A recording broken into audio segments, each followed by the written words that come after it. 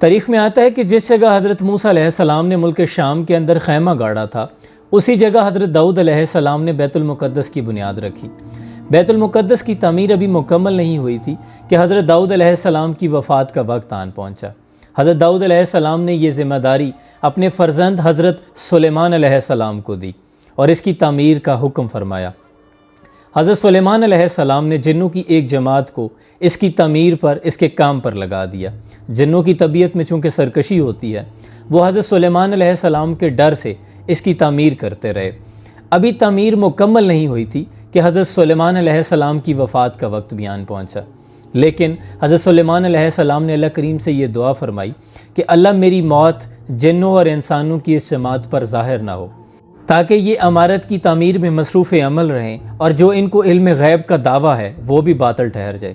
یہ کہہ کر، یہ دعا مانگ کر حضرت سلیمان علیہ السلام مسجد کے محراب میں داخل ہوئے اور اپنا عصا، وہ لاٹھی کی ٹیک لگا کر آپ عبادت میں مصروف ہو گئے، اور اسی حالت میں آپ کی روح پرواز کر گئی، آپ کا وصال ہوا۔ لیکن جنوں کی جماعت یہ سمجھتی رہی کہ حضرت سلیمان علیہ السلام عبادت میں مصروف ہیں، اور ان کو اس لیے بھی عجیب نہ لگا کیونکہ حضرت سلیمان علیہ السلام پہلے بھی 2 3 ماہ اسی طرح عبادت میں مصروف عمل رہا کرتے۔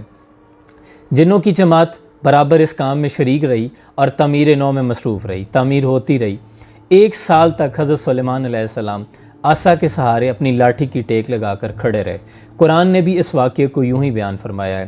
پھر اللہ کے حکم سے دیمک نے اس لاٹھی کو کھا لیا اور حضرت سلیمان علیہ السلام کا جسم اطہر زمین پہ آ گیا۔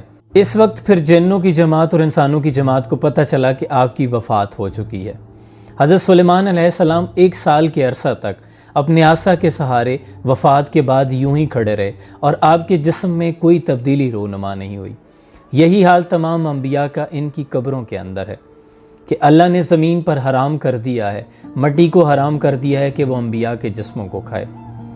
حدیث پاک جس کو ابن ماجہ نے بھی روایت کیا ہے، حضور اکرم صلی اللہ علیہ وسلم نے ارشاد فرمایا کہ اللہ نے مٹی پر حرام کر دیا ہے کہ وہ انبیاء کے جسموں کو کھائے۔ نبی زندہ ہیں اور ان کو رزق دیا جاتا ہے۔ جزاکم اللہ خیرہ۔